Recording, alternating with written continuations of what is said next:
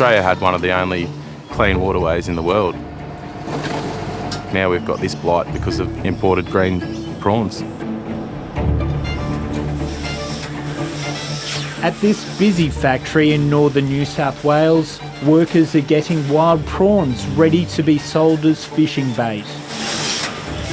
The prawns were caught in Queensland's Moreton Bay, where white spot disease has taken hold. Under strict biosecurity measures, they must be cooked or treated with radiation to kill the virus. It's sort of put us on the brink for a couple of years there financially. It's cost us upwards of $500,000–600,000 for the first year and a half.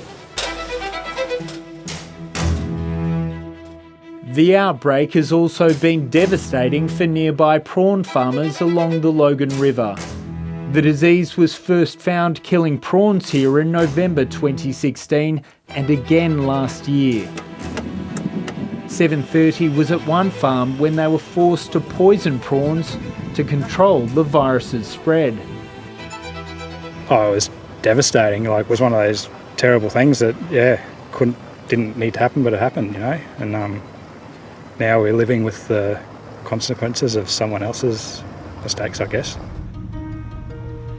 One likely source of the outbreak is frozen imported prawns infected with the virus being used as bait by people fishing along the Logan River. It seems that this virus hasn't originated from Australian prawn farms. They're the canary in the coal mine. And so I think it's been a biosecurity incursion at the international border that's let it in. Well, I think there's multiple culpability to a number of parties on that, and also the Department of Agriculture. Primarily, that's their responsibility. You can't sugarcoat this. The outbreak exposed a major failure of Australia's defences, according to a review led by former biosecurity watchdog Helen Scott-Orr. She found systematic rorting by importers was made possible because the Department of Agriculture had left gaping holes that were easy to exploit. The department was incredibly naive in some of its assumptions about the way that importers would behave. There were very high volumes of infected prawns that were on sale on platforms like Alibaba and so on that could just be bought by the importers and shipped through. So, the profit price for importing infected prawns here was very high. There was a report into this outbreak, and there was 22 recommendations that we're working through, and in fact have implemented all bar a couple of them. But we need to learn from this. A 730 investigation can reveal how in August 2016 a rogue seafood importer called EB Ocean shipped prawns from China to Melbourne's docks.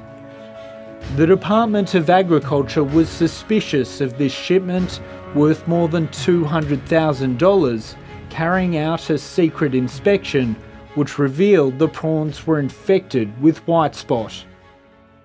It is a battle. It's a battle with a financial goal for one group and a biosecurity goal for the other. 730 has obtained this CCTV footage from inside the importer's cold store where the infected product was delivered. Biosecurity officers arrived to inspect them, but they were given prawns in different boxes to the ones seen at the secret inspection. Officers claimed they were switched with prawns that were disease-free. It violates the reason why we're doing it. It vastly increases the risk. According to court documents, 2 days later, inspectors came back, demanding to see the correct prawns. But then the prosecution alleged the excuses started. First, they were told they had fallen and couldn't be reached. Then, the power and the lights went out, stopping access to the electric freezer door. Fortunately, a biosecurity officer was able to get through, discovered this secret door and was able to get through into the freezer and find the disputed cartons, so the evidence became incontrovertible. EB Ocean was convicted of failing to store prawns in keeping with biosecurity arrangements and hindering an inspection, with the company fined $80,000. But for the industries that face the potential cost of an outbreak, that penalty is not enough. No, it's laughable really, when you look at some of the costs that I've just outlined before that we've had to incur. Director Jack Jung declined to be interviewed. In a statement, EB Ocean said it had nothing to do with Queensland's white spot outbreak and rejected suggestions the penalty was inadequate, saying it has ceased trading with the loss of 9 jobs. No, I think it's unacceptable really. Like $80,000 that's not a fine, like, for what they've done. You know, like we've invested a lot more than $80,000.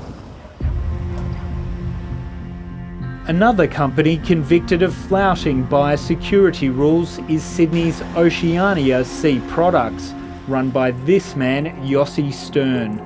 After the white spot outbreak, the company violated a suspension on selling uncooked prawns, shifting more than 5,000 cartons to another business, and the company was fined $20,000. Yossi Stern declined to be interviewed, but said in a statement his seafood had never been sold in Queensland and the prawns did not have white spot. Well, certainly the fine pales into insignificance compared to the potential profits, and those fines needed to be strengthened.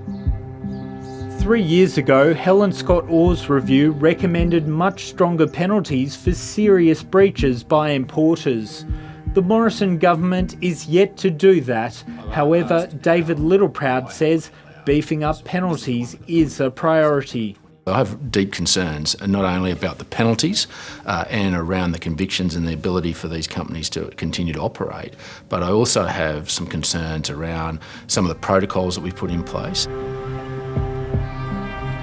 Increased testing and inspection measures are now in place, resulting in 26 shipments of infected prawns being detected in the last 3 years.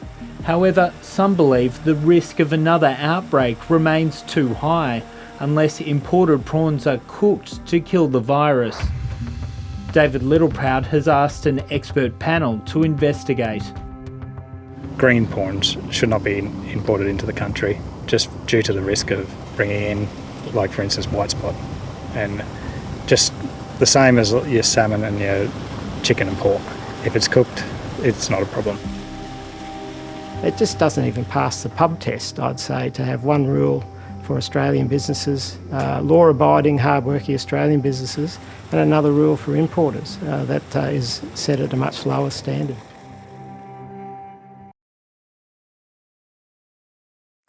Hi, I'm Lee Sales. Thanks for watching this story. If you'd like to watch more of 730's stories, they are on the left of your screen.